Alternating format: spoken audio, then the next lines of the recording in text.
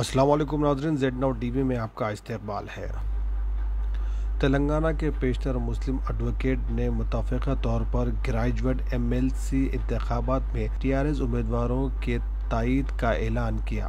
तेलंगाना मुस्लिम advocates forum का अहम इजलास 10 मार्च की शाम media place auditorium gun foundry Hyderabad में अमल में आया, जिसकी सदारत रियासती सदर तेलंगाना मुस्लिम एडवोकेट फोरम रुकन वक्फ बोर्ड जनाब मौलवी वहीद अहमद एडवोकेट ने की, जिसमें मेहमान खुसूसी मोहम्मद फरीदुद्दीन साहब MLC व साबिक़ वज़ीर की हैसियत से शिरकत की और इसके मेहमान आज़ाज़ी की हैसियत से रुकन तेलंगाना बार काउंसलर व वक्फ बोर्ड जनाब ज़ाकिर हुसैन जावेद एडवोकेट, सैयद अकबर हुसैन चेयरमैन इक़लियाती मालियाती corporation, Mohammad Muzaffar Ullah Khan high court advocate, जनाब Mirza Nisar Ahmed Baig Nizami supreme court advocate, Mohammad Nazir Ahmed Khan ने शिरकत की।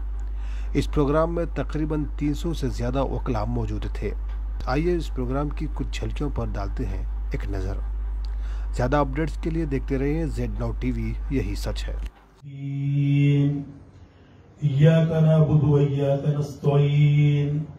इहदिना सिरातल मुस्तकीम सिरातल लज़ीना अनअमता अलैहिम गैरिल मग़ज़ूबि अलैहिम वलज़्ज़ालिन। सदक़ल्लाह। मेरे और आपके दरमियान में हमारी पार्टी के पोलिट ब्यूरो मेंबर और रियासत के कानून साज काउंसिल के रुकन साबिक़ा वज़ीर जनाब फरीदुद्दीन साहब भी मौजूद हैं। विकलांगों का बहुत बड़ा रोल रहा है, क्योंकि मेरे साथ भी कई साथी हमारे विकलांग के से मंसलिक और CM साहब से जो करीब लोग हैं उनको बुलाकर यही कहना चाह रहा था कि हम करता हूं, क्योंकि तेलंगाना तहरीक के अलहदा उन्हें जब कोर्ट बाइकाट किया जाता था, न सिर्फ कोर्ट बाइकाट होता था बल्कि यूनिवर्सिटीज के बच्चों को अरेस्ट किया जाता तो हम पुलिस स्टेशनों पर जाकर उनको छुड़ा कर लाते थे। जिनको रिमांड किया जाता था उनको बेल डालकर छुड़ाया करते थे।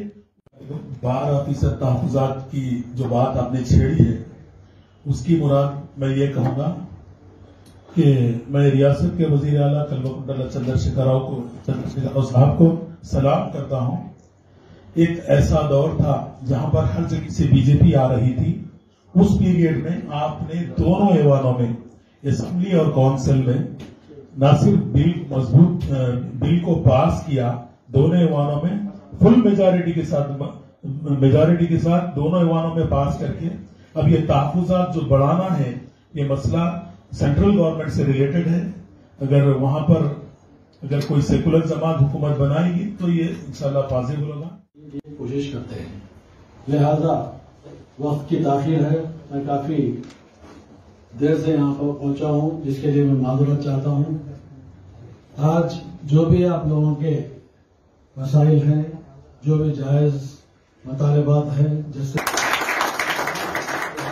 के जो पेचीदगियां हैं, मेरे से ज्यादा बखूबी आप अख्तियात रखते हैं। जैसे कि सुप्रीम कोर्ट में इंदिरा साहनी केस में ये बात कही गई है कि any government has power to give any that it will not exceed 50%। जब राजशेखर रेड्डी साहब ने वादा किया था इलेक्शन में, हम जब देने गए तो 51% हो रहे थे। 50% आप क्रॉस नहीं कर सकते, लिहाजा 1% इंशाल्लाह इस इलेक्शन में यहाँ पर फरीद भाई की सदारत में इंशाल्लाह पूरे हम लोग ग्रेजुएट इलेक्शन में TRS को वोट देंगे। इंशाल्लाह देंगे ना भाई? इंशाल्लाह देंगे ना? KCR साहब के हाथ मजबूत करेंगे ना? TRS को हम सब ग्रेजुएट इलेक्शन में फर्स्ट प्रेफरेंशियल वोट देंगे। इंशाल्लाह TRS को भारी मेजॉरिटी के साथ इंशाल्लाह जिताकर बताएंगे। आवाज दीजिए, आवाज दो, आवाज दो, आवाज दो।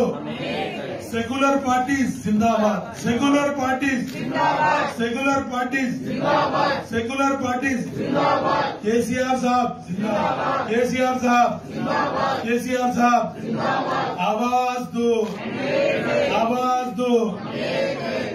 KCR साहब का स्टाइल बता दीजिए। KCR साहब बता, पूरे बताइए, पूरे बताइए, पूरे बताइए। अलीम भाई फोटो भी होना है। जी हाँ, बिल्कुल बिल्कुल।